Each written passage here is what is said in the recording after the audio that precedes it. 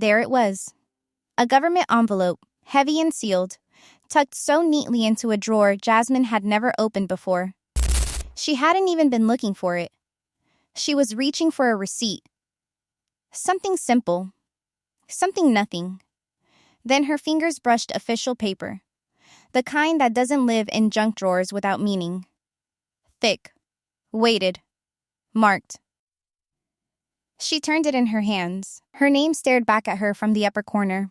Not once, but twice. It wasn't a notice. It was a warning. A deadline. A question under legal disguise. The issue date? Weeks ago. After their wedding. After the camera crews wrapped their final shots of happily ever after. After Gino hugged her tight and said, "Everything's fine." Except now she was reading the opposite of fine. Before she could say anything, Gino walked in with a mug of coffee and a fake smile that didn't reach his eyes. His body stalled mid-step, his gaze glued to the envelope in her hand like it had teeth. She didn't say a word, but he started jumping to defend himself anyway. "It's old," he said too fast. "It doesn't mean what you think," he added even faster. "I was going to take care of it." Her eyes didn't leave the page. The cold air wrapped itself around them. Even the refrigerator seemed to go quiet. She asked him to read the date out loud. Not to trap him, but to test him. He did. His voice dropped halfway through, like the number hit somewhere soft in his gut. She didn't yell. No big explosions, no flying mugs. She simply placed the paper on the table like evidence at trial and sat down. He kept talking. She kept listening.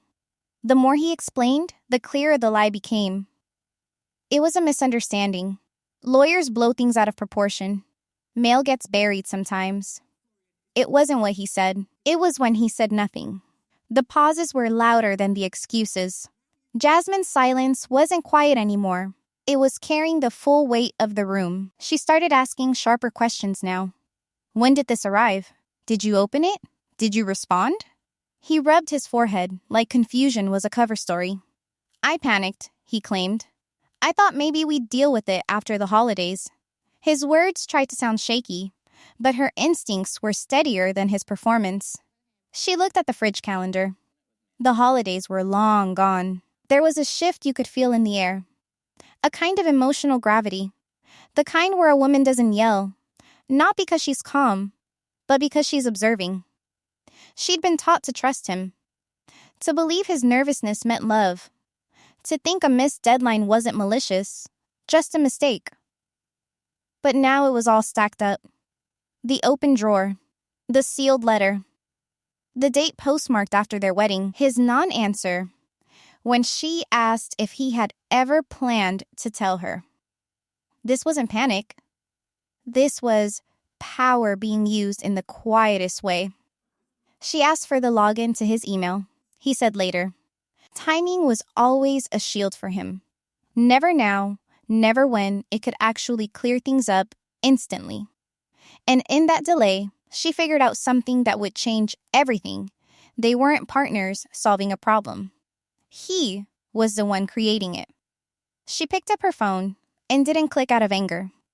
She tapped record because this was the turning point, not some romantic low point with dramatic music, a domestic moment, plain as paper, but it was where the roles shifted. Trust wasn't broken in one loud instant.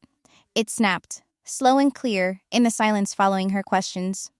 Gino admitted he knew about the letter. He admitted he read it. And then, still sitting across from the woman he supposedly married out of love, he said he forgot the deadline. "Too much happening," he said. "Work stress. General busyness." She stared at the man who made daily checklists for laundry and couldn't remember a federal immigration deadline involving her entire life. Her thoughts weren't spinning. They were lining up. She stopped arguing. She started planning. And the envelope? It didn't go back in the drawer. It stayed out, alive on the table, a silent witness to whatever came next. So what else had been hidden right in front of her, waiting for the right moment to destroy everything? The phone stayed face down on the counter, but the microphone was already listening. Jasmine didn't raise her voice. She didn't need to. If Gino's panic was real, it would hold up in playback. If it was performance, the silence would expose it. He kept circling the same points. He swore up and down it was a mistake. I didn't want to stress you out, he said, like she should be thanking him for not telling her immigration case had been flagged. His voice tried to sound soft, but she heard the edge underneath. He was scrambling to frame silence as protection. She'd heard that tone before, not just from him, from people who confuse control with care. She let him talk, watched his eyes dance from her face to his coffee, back to the letter. His words were fast, rehearsed, scattered, but never truly apologetic. And he never said the one thing that mattered most. I should have told you. That line never crossed his lips. Even now, cornered, caught, he was still negotiating. The gaps between his words said more than anything he managed to get out. It was in that space, in that still room, that Jasmine saw the shift inside herself settle. There would be no argument to win. No cathartic blow-up. This wasn't about feelings anymore. It was about facts. The ones he tried to keep out of her hands with a drawer and a deflection. So, she made a call. Not to a friend. Not to a mediator. She dialed the number she saved ages ago and prayed she'd never need a real immigration attorney.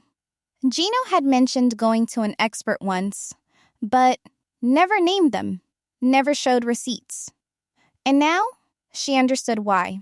The tone of the lawyer on the other end was calm, even practiced, like this kind of damage was common. Jasmine laid it all out in clean, measured sentences. She didn't tell the story with heartbreak. She told it with timestamps. The attorney asked when the letter came. Jasmine gave the date. The attorney asked when she discovered it. She gave that date too. Then came the gut punch.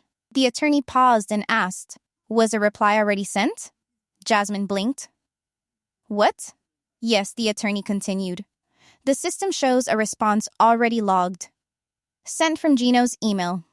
Sent without her consent. And worse, the language used in the response wasn't cooperative. It had helped trigger the flag. This wasn't negligence. This was narrative management. He'd replied without her, lied about it, and still sat there in front of her, talking about teamwork. She wasn't shocked anymore. She was awake. Gino's biggest mistake wasn't hiding the letter. It was believing Jasmine wouldn't find out. Every word from his mouth now sounded like insulation. He wasn't speaking to her feelings.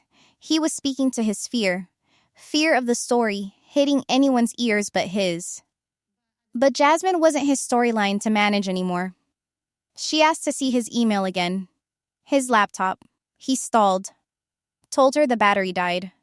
She nodded like she believed that, but she was already done believing. Planning replaced panic. Jasmine started writing things down. Not in secret, in the open. Dates. Deadlines. She folded the printed letter neatly and placed it into a labeled folder. That small action felt like drawing a line in permanent marker. Quietly, she pressed save on the recording. Not to trap him, but to protect herself. She didn't need him to explain anything else. Every delay, every missing file, every rushed excuse, she finally saw them all for what they were. Small, intentional steps that built a wall between her and the truth. He didn't just hide a letter. He tried to control her future by deciding what version of it she was allowed to see. Jasmine thought the discovery of the unopened government letter was the worst of it. What else could top finding proof your immigration status had been quietly jeopardized by the person you trusted most? But the real damage wasn't what he kept in the drawer. It was what he did behind her back, with full awareness and time to intervene. The attorney confirmed it plainly. Someone, Gino, had replied to the notice using his email. The language in that reply? Carefully worded, not rushed. It asked for a delay. It downplayed urgency. It said things like needing time to review documentation. It didn't mention Jasmine. It didn't mention consent. It didn't sound like panic. It sounded like planning. That's when the word protection twisted into something else. Jasmine had believed his silence was fear, that he didn't know how to tell her. that maybe shame kept him from coming clean. But now, the timeline told a different story. The reply didn't come hours after the letter arrived. It came days later, after Christmas. A full 3 weeks of smiles, late-night laptop time, and warm hugs, while she stayed clueless and hopeful. He had time. He had choices. And every single one excluded her. She asked him again, "When did you respond?" He fumbled. Said he didn't remember. She didn't push, didn't scream. She listened with sharp ears tuned to the rhythm of a man trying to rewrite history, badly. That night, she slept facing the opposite way. His arm didn't curl around her. The distance between their bodies felt shorter than the silence between their minds. In the dark, she replayed the moment the attorney confirmed what Gino had done. Not just what he forgot, but what he knew. She thought she missed one deadline. Turns out, Gino already missed something even bigger. And he knew it. When she woke up, she knew there was no return to normal. Not because of anger, but because she no longer felt safe inside the version of reality he'd been feeding her. She asked about the lawyer he mentioned before. He brushed it off. A friend of a friend, he mumbled. No names, no receipts, same story. She requested details. He said it was just a consult. She asked when. He shrugged. Later that evening, his wallet slid too close to her stack of folders and paperwork. She reached to hand it back, and a folded receipt slipped out. A consult charge, paid weeks ago, before the letter incident, before all the excuses. He hadn't panicked. He had researched. Quietly, and without her. Jasmine didn't freak out. She took a photo. The evidence didn't need commentary. It was loud all on its own. Each new piece layered on top of the last. Not noise. Not chaos. Pattern. Method. A man deciding, step by step, what she could know, and when or if she'd be allowed to know it at all. He kept saying things like, "I didn't want to lose you, and I just wanted to keep things calm." But every sentence started sounding less like love, and more like self-preservation dressed in romance.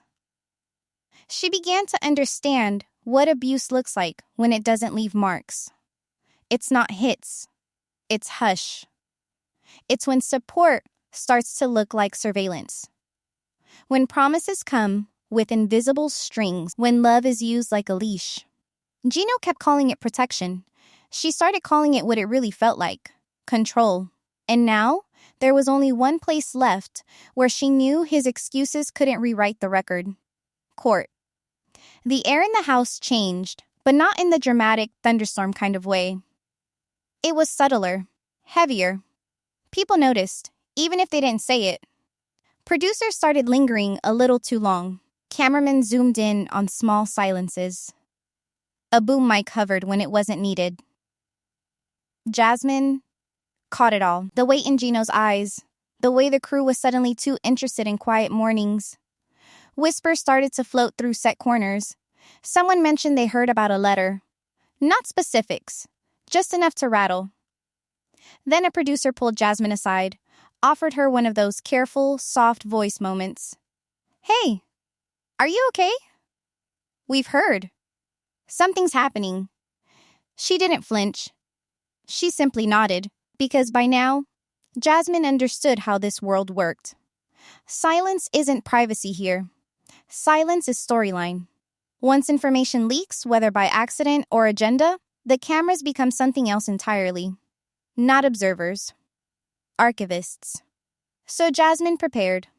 She pulled out a notebook and started drafting her own version of the timeline. She wrote the date she found the letter. The day she called the immigration attorney. The night he stayed up on his laptop while she slept. The receipt. The consult. The reply Gino sent without her. The courtroom filing where her name got flagged. She didn't need to scream into a lens.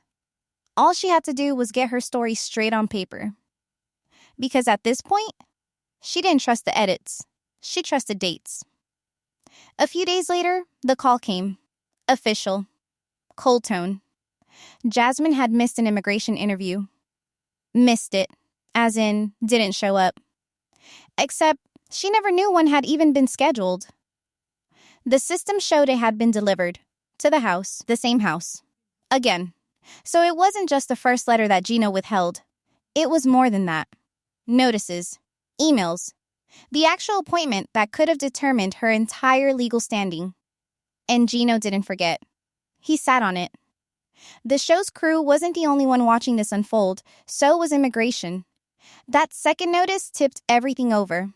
This wasn't a one-time stumble. It was strategy. Pattern. And now, the system saw it. The file was moved into secondary review. That's legal language for, we don't trust what we're seeing. It means more scrutiny. More proof required. Interviews. Eyewitnesses. And guess what? Witnesses existed. When things reached court, it got real. Fast. Jasmine walked in with her folder tight to her chest. Gino was a step behind her. Quieter now. Jittery. The judge wasn't there for romance. The court didn't care about the show. It cared about why this woman was identified as a risk and what role her husband played in blocking her from defending herself. Witnesses were called in. Crew members. Friends. Castmates. Lauren and Alexa were among the first to speak. They described Jasmine as alert, kind, stressed, but never unstable. Not dramatic, not reckless, just scared, and trying to keep things together while Gino shrugged off tensions as nothing. Then Yara took the stand, her accent sharp, her patience shorter. She didn't soften a thing. If paperwork becomes a weapon, she said, you're not a partner. You're a jailer with Wi-Fi. The courtroom didn't move. Gino looked like he wanted to disappear. Jasmine didn't gloat. She just listened. Her calm wasn't silence anymore. It was armor. The facts were now too loud to ignore or edit. And finally, the truth was out of Gino's hands. The courtroom didn't feel like revenge. It felt like exposure. The lights weren't flattering. The air wasn't kind. Everything was intentional, sterile even. It had nothing to do with who cried louder or who smiled more convincingly on camera. This was about records. Timelines. Who saw what, when. Who said what, and who never said anything at all. Jasmine sat quietly while the testimonies continued. People who'd seen them together. Not strangers, not experts. People who watched the silence grow in real time. Lauren described the way Jasmine's eyes always looked like they were asking for permission to speak. Alexa said she remembered moments that didn't sit right. Tense pauses between takes, conversations Gino would interrupt, questions Jasmine hesitated to answer. No one accused him outright, but the words landed just heavy enough.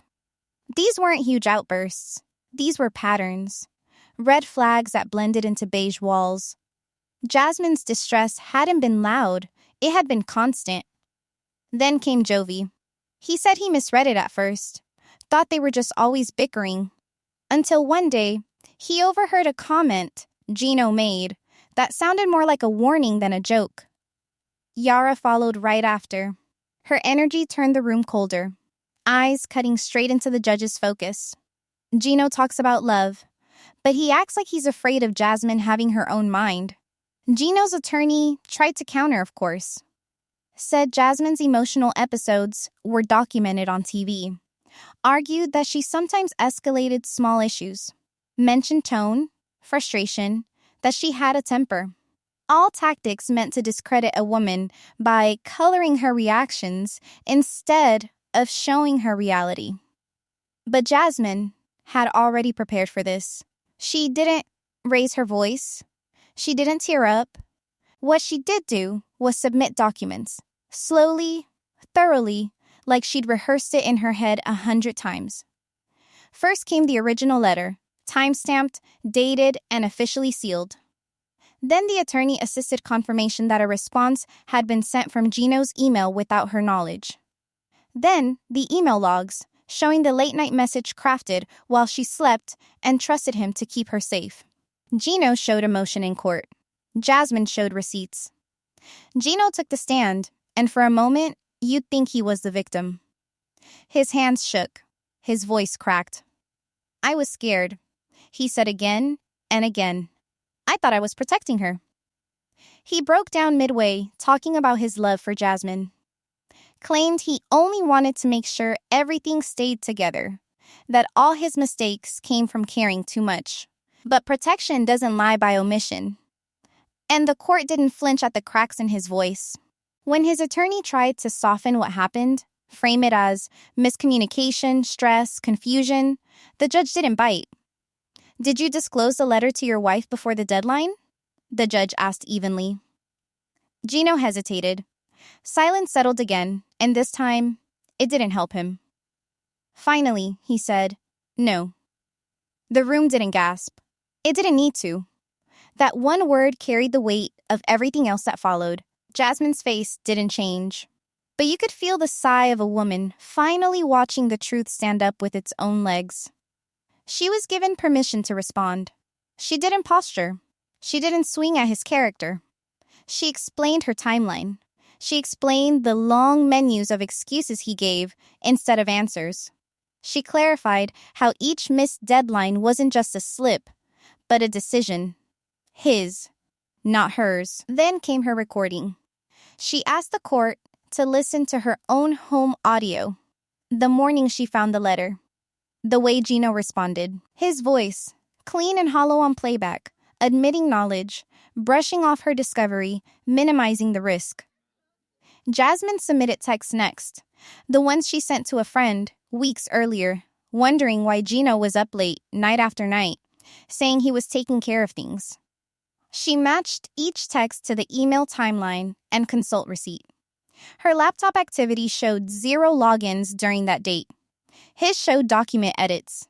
Her fingerprints weren't on the response. But her immigration file was the one now marked at risk. Emotion might move a TV audience.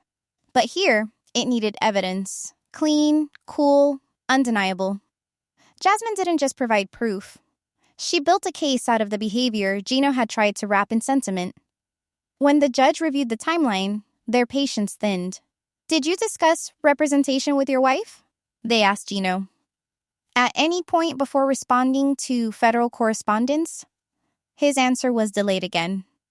Another "I don't remember exactly." That's when Jasmine handed over something new. A second appointment letter, the one he never mentioned.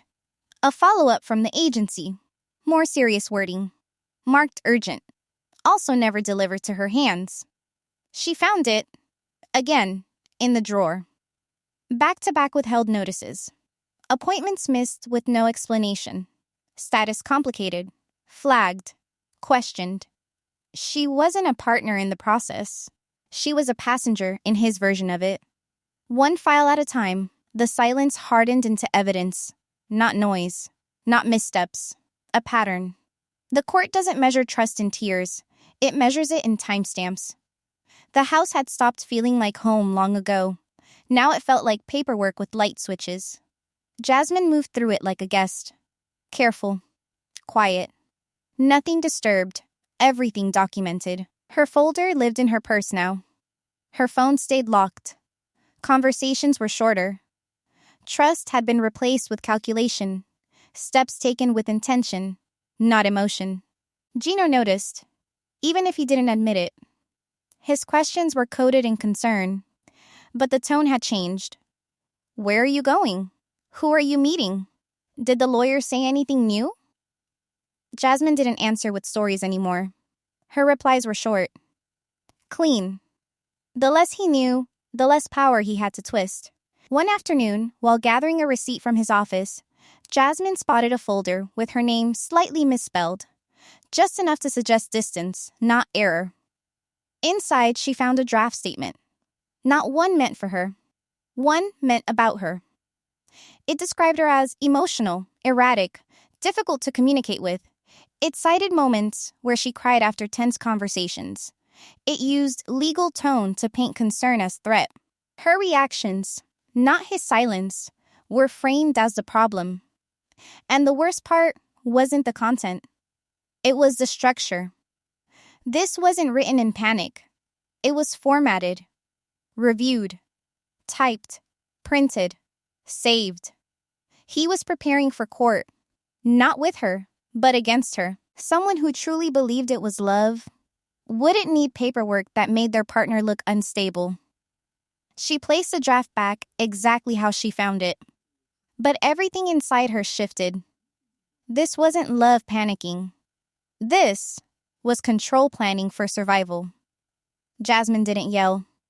She took a photo, saved it to a backup drive. Then she sat on the edge of the bed she barely slept in anymore and started itemizing every step he took without her. And when she closed that document, she understood something simple but immovable. Gino wasn't trying to fix things anymore.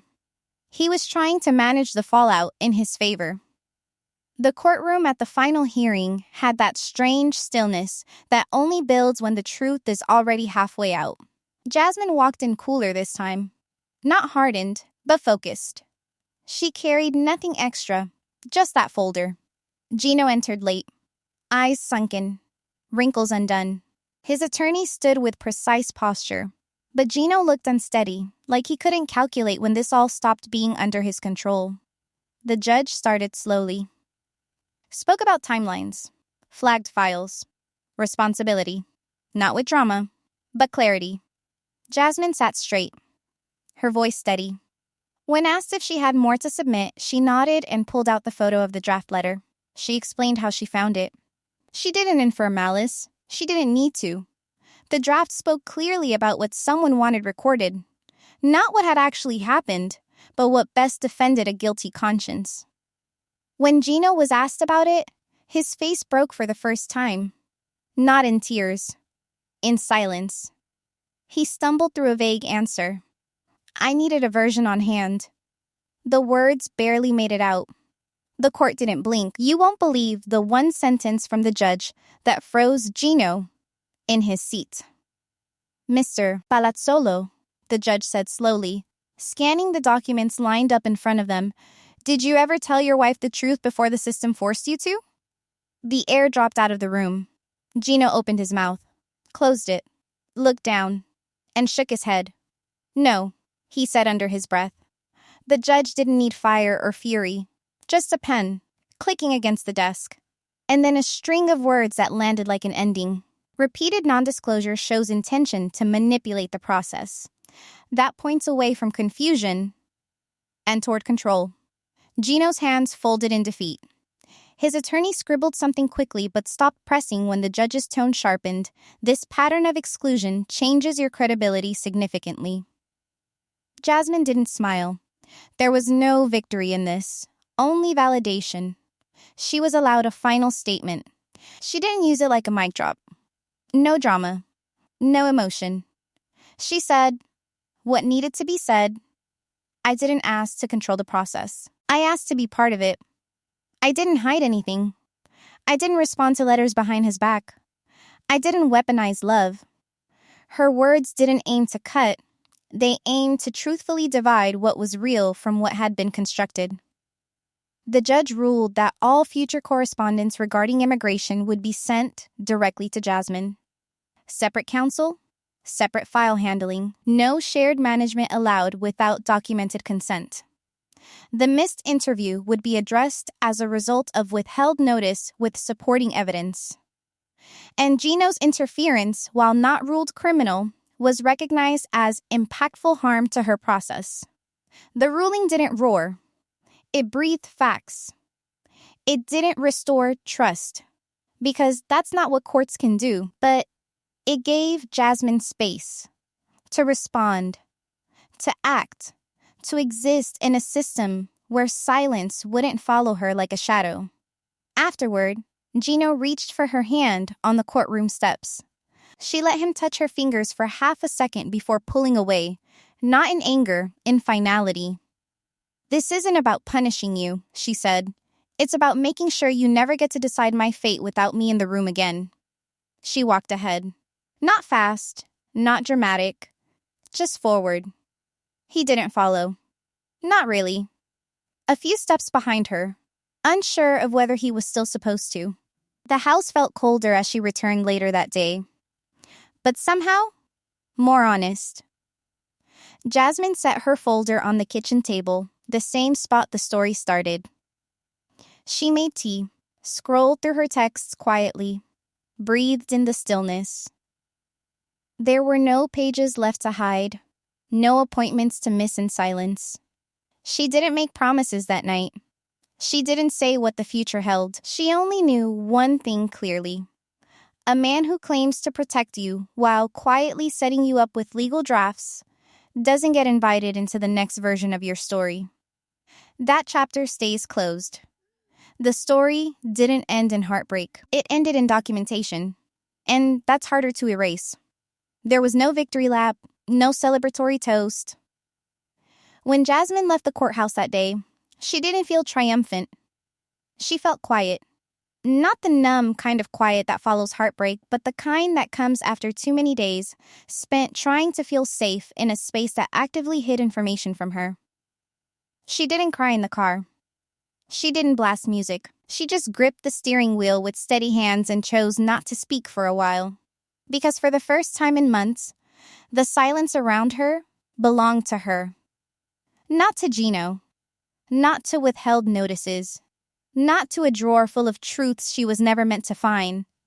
Just her, and her breath, and the space to finally think straight. The court didn't hand her a resolution. It wasn't romantic. It wasn't healing. It was logistical. A set of procedures, paths, protections. What she got wasn't emotional closure. It was legal clarity. The system couldn't undo what Gino had done, but it could give her a firewall. And sometimes, that's all a person needs. Just a place to make informed choices without someone else managing the script. She didn't go home and pack her things. She didn't slam the door. Jasmine simply began to separate. Her documents went into their own folder. Her attorney now had full oversight. On her terms. Her email, her mail, her passwords, all reset. She wasn't disappearing. She was detaching. Gino didn't beg this time.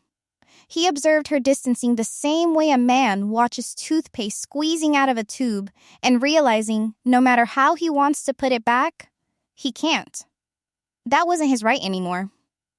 She still shared the same couches, the same coffee mugs, the same hallway flickering light, but emotionally, she had already exited. Because when silence is chosen for you, sometimes the only freedom left is to speak. She didn't sit down with producers and offer a soundbite. She didn't spin it into something cinematic. She just answered what needed to be answered.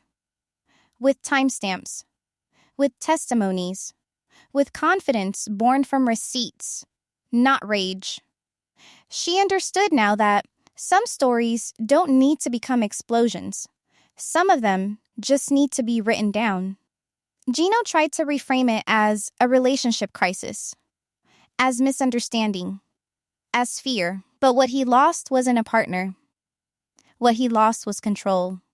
He underestimated what happens when quiet doesn't mean powerless. When distance doesn't mean indifference. When a woman like Jasmine, who gave up country, language, and community for a new life, decides she's never surrendering autonomy again. He thought because she trusted him before, she would trust him forever. But trust doesn't renew itself after broken promises and signed statements that describe the person sleeping next to you as unstable. Jasmine didn't want to punish him. She wanted the truth to be documented. That was it. She wasn't chasing revenge. She was chasing record correction. No more misinterviews. No more hidden deadlines. No more secondhand explanations trying to soften choices made without her. Her life was no longer being filtered through Gino's fear of what she might do if she knew too much. Now, she knew everything. And knowledge doesn't breed chaos. It breeds options, choice, boundaries, and in her case, a very specific kind of peace. Not everyone around her understood the damage. Not everyone heard the conversations behind closed doors. The stress migraines. The confusion about why things weren't moving forward. The sharp feeling in her chest when Gino spoke in half sentences and changed topics whenever immigration came up. But now, she didn't need validation from outsiders. A judge had listened. A file had been corrected. A pattern had been made plain. And more than that, Jasmine had stopped letting guilt move her decisions. She still wore the ring. For now. But it didn't mean what it did before. It was a memory of what she'd almost let continue. a placeholder for all the narratives she wasn't going to stay quiet about anymore. At night, she walked differently. Checked the mail herself. Set alarms for legal appointments. She stopped asking Gino before taking action. She started inserting herself into rooms where her future was on the docket. No more compromising peace for performance. No more blank spots between what was happening and what she was allowed to know. What she had now wasn't closure with him. It was opening with herself. And the truth is, Jasmine didn't walk away because a judge told her she could. She walked away because she finally realized the court didn't give her the power. It just recognized it. She'd had it all along. There's a difference between being protected and being managed. Jasmine learned that lesson the hard way. And though her voice stayed steady, let's be clear, it wasn't because she wasn't hurt. It was because she refused to let pain manage the narrative anymore. She didn't need to prove she was worthy of inclusion. She'd proven, on paper and in court, that she'd been excluded with intent. And that was enough. No more acting grateful for crumbs of half-truth. No more nodding at explanations with nothing behind them. No more being framed as unpredictable, when the only unpredictable thing was the silence she'd been forced to live inside. She picked up her folder one final time. It didn't feel heavy now. It felt complete. And if Gino ever wondered why this ended without a fight, it was because Jasmine didn't need one. She already won the only way that mattered, by taking her narrative, her status, her choices, and putting all of it back in her own hands. Now, her next steps wouldn't be filtered through fear. They'd be built on facts. And maybe love brought her to this country. But clarity? That's what's getting her through it. And if you think Jasmine's story is one of a kind, wait until you see what happened when another fiancé got blindsided in court. This time, with a baby involved.